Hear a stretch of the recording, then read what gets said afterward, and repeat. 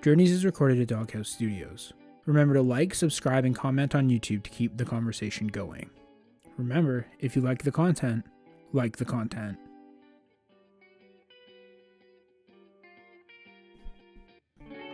Hello and welcome back to Journeys. Today is Monday, April 18th. I'm Chad Jones, and with me in my studios for Journeys is my brother-in-law Reagan. How are you doing? Wow, thank you for having me back, Chad.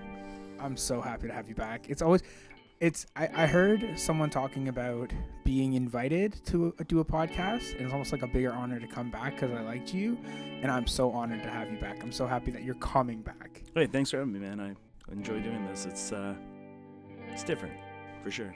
Yeah, it's Easter, which is nice. This is a little Easter episode. Yeah, happy Easter, everyone. Happy Easter. How are you doing today?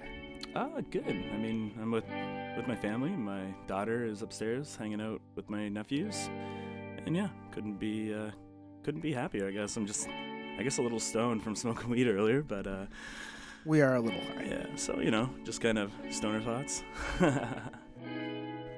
And what are those? What are stoner thoughts for you right now? I'm just trying to think about what to delve in on. I know we're kind of having quite a conversation upstairs about purpose, and we're having conversations about just life in general. But I don't know. I feel like we always get into these deep thoughts. I mean, we could kind of segue into something. I don't know, just about anything. Talk about. Okay, so like as I was explaining upstairs to you, and I'll just kind of recap very quickly. We were talking about how sometimes purpose is thrust upon you, and sometimes you get to pick your own purpose. Right now, what is the purpose that you have kind of picked? What's the purpose that you said, this is what gets me up in the morning? Like I was kind of talking to you upstairs about it. It's my family. It gives me purpose. I mean, I've never been so happy to actually have a family.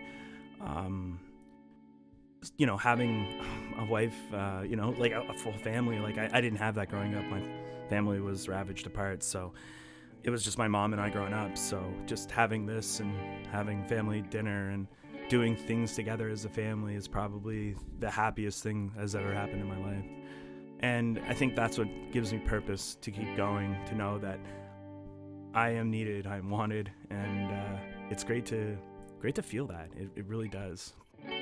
Definitely having a daughter has changed me. Okay. I've known you, and I know before you had a daughter, you were quite a partier, and you are someone who can definitely draw the gaze of the room. Gaze. No, but like you just have such a big personality. Do you still feel with having a daughter that you have the draw, that magnetism, or do you think that it's kind of like, I don't know, taking the shine off the apple, as it were?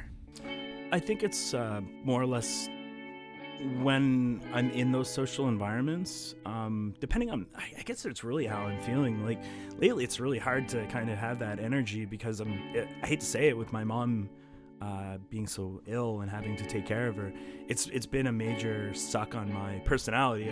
I just don't have the joy and things I normally have, just because I'm so racked with taking care of my mother and making sure everything is okay, and just having life twist turned upside down for us. That's my purpose, is that my daughter gives me a reason to wake up, because there's definitely days I don't want to deal with this anymore. I would rather be 100 million other places than dealing with this. So I know, shout out to all the people who lost their parents or dealing with parents who are very ill. It isn't easy, and I know firsthand about it. So definitely, I wouldn't recommend this to anybody, but prepare yourself for it. That's what I would tell people. But I guess I kind of stoned off and went off to another segue. I feel like I have that shine. I frequently go out to a neighborhood pub in my hometown, or where I live in Ajax, and I've met a lot of people. Just I have people that I barely know who just they're happy to see me, give me a hug. They're just love your energy. And I find when I get a couple pints in me and let the old thing go, let inhibition slide, I have a lot of fun. I've always been a party guy. I like seeing people happy. I like seeing people take away from their stresses, even if it's at my own expense. Yeah, and I think that's great that you still have that ability to do that, because I feel like a lot of what being a parent is because you're so tired all the time. You don't have that energy to be the draw of the room like before you were a parent. But I know, again, you seem to have that magnetism. So, and that's kind of my next question is, how do you manage to be such a big personality when I'm sure you're not getting constant sleep? It's I think people get their energy from different things. Definitely I need sleep just like anyone else. But people give me a lot of energy. My daughter radiates energy, and it fills me up most days. So just to see her, to get her out of that crib, and that genuine smile that a baby gives you, that you know that's genuine love, and it's unconditional love, and it's not something that can just, it's not something that some people take it for granted, and I haven't. Like, this has just been amazing for me. So giving my daughter and people in general, so when I'm around people, they give me energy. It just makes me more energized to entertain, I guess. Yeah, you're one of those extroverts who are just like, I need other people's energy to feed my energy. Whereas there are people out there, I think, our wives to a certain degree are more introverted, for sure. They definitely 100%. balance us out. 100%. We're definitely yin and yang, my wife and I. So I feel like they get a lot of their energy from just being home where they want to, like, just by themselves, right?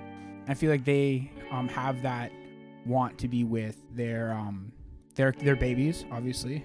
And whereas like you and I could go out to a sporting event, and that would be nourishment for a week. Oh yeah, absolutely. When I went to the Toronto Maple Leafs versus Boston Bruins back in I think it was October of last year, when restrictions kind of lifted up. That was probably one of the best times of my life. I was with my buddy Mark, and it was his first NHL game, and his favorite team was Boston, mine was Toronto, and just that experience, all in all, it was euphoric. It was like coming back home from the game on the GO train, absolutely drunk. It was just great. And I'm a person, if I have something, I'll give it. So, I took an Uber to the pub that I like to go to, and there's these two people sitting there, and I actually had like 4 of these tall boy sleeves that were like, Toronto Maple Leaf stuff on it. The stuff they hand out at games anyway. So I gave them these 2 people, because they were like, oh, the Leafs won tonight. And I was like, yeah, I was at the game. They're like, oh, no way. And it was just so cool to give them something and that they could really appreciate. So, yeah. That's a very sweet gesture, man. That is a super sweet gesture. I also like the part of the story where you're like, I took an Uber there. Smart pub in. For those out there who don't, I took your name, by the way, for our Rocket League team. Drunk drivers against moms. Oh, damn. Yeah. Damn. Oh, jeez. Yeah, it's pretty funny when we win. We like it. But I think with being a parent, and I know a lot of people ask me about being a parent. I think you talked about it last time. What are being so much further along with Avery, and Avery being so much older? She's 7 months, almost 8 months now. 7 months. Should be almost 7 months. Almost 7 months. Yeah. On September. It's April 26th is when she'll be 7 months. Her birthday is September 26th. Sorry. There you go. We're just giving out personal information. Yeah. That's not your password or anything. No, right? no. Not yet. I'm a little craftier with my passwords now. It's actually the month, then the year, and then the day. It's just mixing it around proper. So you gotta stop it. They're gonna think it's my banking information. It's not my PIN. Someone's gonna steal it. I don't have a VPN on my computer.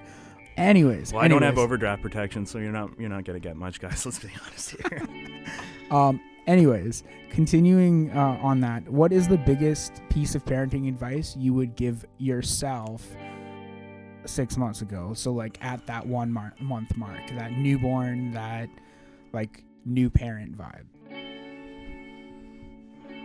A great question. I would say just it's the little things, and then once you realize, like, don't take for granted how small they are now, because they grow so fast. It's crazy. I'll tell you a story with my wife. We were talking about, we have a little bath thing to put Avery in, and it was to a point where she needs to go into the bathtub now, and then it was, the other milestone was, putting her in her crib, and she's not in the bassinet in the bedroom anymore. And I just said, "Oh, our little girl's getting so big." And Kelsey busted down crying, and I felt so bad, so I started crying, and it was. I think it was just tears of happiness, because it's been wonderful being a parent to such a wonderful daughter, and I hope someday she hears this and smiles. I hope so too, especially with all the curses and whatnot. It's great. We should be a little older by then, hopefully. Hopefully. Yeah, I think with that, I want to take a little break, and then we will come back and finish up in the second half. Start it over again. Sorry, man, I fucked up. It's okay. You can come in whenever, and I'll just cut it. Okay, cool. And welcome back, folks. This is now. We're gonna flip the show on its head. Actually, normally we got Chris here quizzing away, and I thought maybe it'd be nice to change it up a little bit. Maybe have Quizmaster Reagan kind of rattle off some questions to Chris, and maybe get an idea what's in his head lately. So yeah, hey Chris. What up? All right, well, just thought I would kind of use this time to pick your brain for a change. So I guess kind of one of the questions I've been noticing lately is a lot of job changes and just a lot of different things, and it kind of made me reflect on myself, saying, are you finding your passion? Is this really what you want to do for the rest of your life, or what you're doing now, or like, what's your goal? Like what do you want to do? Do you want to continue this, or is it I'm just doing this job to provide for my family? Because that's how I feel right now with my current role in my job. So anyways, I'll let you go. So this is a job that I'm good at, a job that seems to respect. Sorry to cut in. What's your current job right now? We were with. I'm with United. They're a truck driving service. Okay. It's a delivery service. Okay. I do deliveries and pickups. Normally, it's like anywhere between 8 to 12 hours a day, but the most common, it's like 9 hours. Most common, they get me about 9 hours. So, the reason I've been jumping jobs, the one job, management, just started to dick with me real hard. They took me off my route that I got to see my kid on, which really sucked. They started making sure like I would never have the same loader more than once. They started putting me on the back of the truck, and then putting me in situations that were just very uncomfortable. Yeah. They were getting me with people that didn't like to work the way I worked, so there's a lot of friction. And I just said it's not worth this. Yeah. Especially when they had me for, again, like 10 to 12 hours a day of that headache. The 3-day weekends weren't worth it. So I said, this is draining my mental health. I got to get the fuck out of here. Definitely. Yeah. So sorry, that's my first job. Oh, okay. And then switching to my next job, I quit I was an arborist, and things just weren't working out. It was kind of a sketchy place. And the guy's like, hey, this isn't working out. You got to go find work elsewhere. I was like, cool. I was already looking for work elsewhere, but I'm glad that I spent all this money to just be in this industry, to be told to, like, here's the door. Thank you so much for that. And then that brought me to United. And of all the jobs I've had in the last, like, since the pandemic started, it's super chill. I read at work a lot of the time. I get to think about journeys a lot of the time. And it really does allow me to go somewhere that I feel at least a little appreciated, and that I can put at least my best foot forward in. And yeah, that's a lot of the job changes. But to do a direct answer to the question is why so many job changes, there's that. But why am I doing it now? It is to provide for my family. It's not my dream job, but it's a job that's like, hey, I can do this and pursue other things. I can do journeys, I can do art, I can write music. Like, it's just to facilitate I gotcha. A means to an end. Definitely. I appreciate that. It's definitely hard to do. I've been finding, especially in my job, it's a decent job, but it's not what I was, I wasn't what I felt like I was born to do, what I was destined to do. And I think really that's kind of why I asked that question with you is just, I feel like you have so much talent in music. It's just like, like I remember when with your band and just watching you drum, it's an absolute it's a treat to the ears. I've always appreciated your musical skill, and I feel like I don't ever want to see that go away. And have you had any aspirations of maybe teaching music to another generation, or possibly starting maybe just a side band where you play at a pub or something like that on the weekends, or some, nothing too serious, but just to kind of keep you honed? I mean, if it came to mechanical skill, I am nowhere near where I've ever been at my peak. And that's just due to that is just to have the ability to play on the drum set. I was at my parents' house last weekend, and I got downstairs and got on my kit and started fooling around. I was like, this is really fun. But my double kicks are here, and playing drums without your feet is kind of boring and redundant for me. But every other instrument I kind of play, like I'll mess around on the keyboard and the guitar and whatnot. It's just more or less to speak the language of music. It's not even to play in front of people. But if I were to play in front of people, I would need to have an outfit I'm comfortable with. And again, an outfit you're comfortable with, that takes a lot of time and effort, and people that don't have time or effort. So it almost becomes this, like, I don't know, you jam with someone and you're like, oh man, this was really fun, let's do it again, and then that never happens, and you're like, well, that $20 I spent on a rehearsal space kind of went nowhere. Yeah, no, definitely. But there are open mics that I go to, especially now that things are opening up. There's a place in Streetsville that I can get on the kit. There's some places in Brampton I can get behind a kit.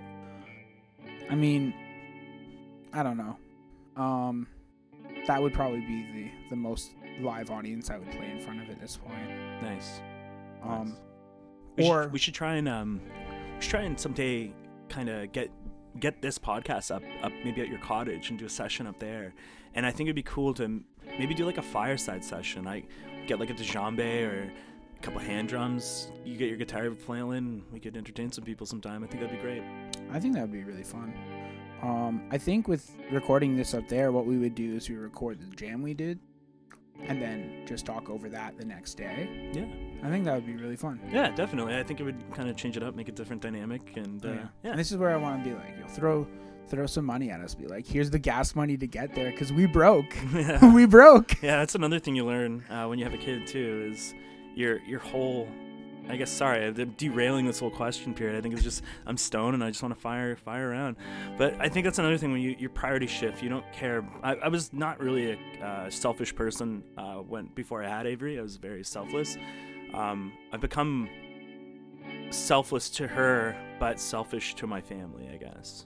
Yeah, because you're like, I have to put her priorities first, which means I have to put what I think are her priorities, which is selfish for me, to put her priority over everything else. I get it. It's a weird, complicated, like, priority system. Yeah. You have any more questions? Let's rattle some off. So, are you planning on staying in Brampton? Like, is this going to be the home, you raised your family in, or have you thought about maybe moving or relocating yourself? Or, I mean, this is a beautiful home and has so much potential for a lot of great things. And yeah, I guess that'd be another question I have for you. Like, I know you guys kind of got in here and it was a sweet deal, and just wondering, like, is this it? Actually, I was just thinking about that. I think this is it for the immediate future, for the next 5 to 10 years. But it also depends on a lot of things in life. Right now, Annette and I aren't looking at having any more kids, so it's a good size for 2 kids. But if we were to look at expanding our family in that way, or expanding our family with another dog, which would be more likely, and I don't want another dog with Samson. Honestly, he's already a lot of dog. He's a house hippo, man. He is, but I love him. I love him so much.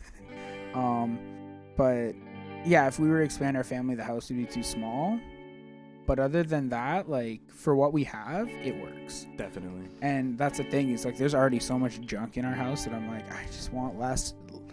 And it's like, every time I look around my house, I'm like, I want to be a minimalist. But then I'm like, oh, I like playing these games. I like having cables for, having conversations. I find, like, I don't know, I have a friend who's a minimalist, and I mean, good on him, and, power to his resolve and being a minimalist. But